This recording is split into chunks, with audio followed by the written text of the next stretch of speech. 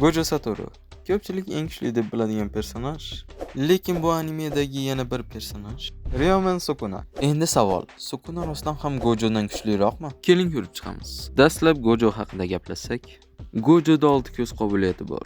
Yana Gojoda cheksizlik bor. Bu kuch tufayli unga tegish deyarli imkonsiz. Tasavvur qiling, siz unga musht tushirmoqchisiz, lekin mushtingiz unga yetib bormaydi.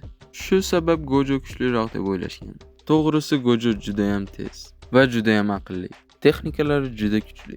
Qizil, ko'k va siyoh rang. Shuning uchun Gojoni eng kuchlisi deyishayotgan, lekin Sukuna ustunroq edi.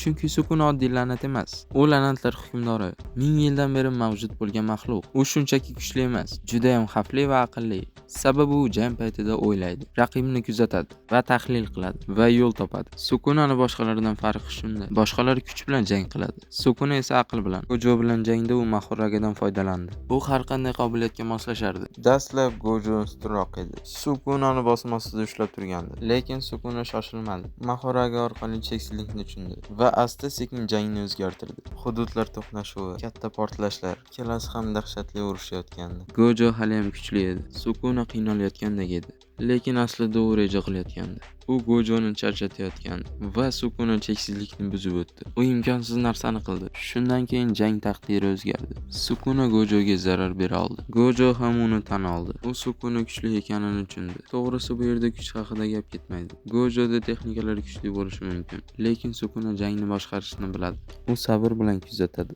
keyin hujum qiladi. Shuning uchun u Gojodan ustunroq.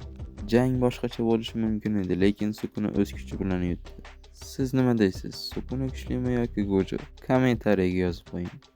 Bundan ham qiziqarliroq kontentlar kerak bo'lsa obuna bo'ling va ko'rishguncha.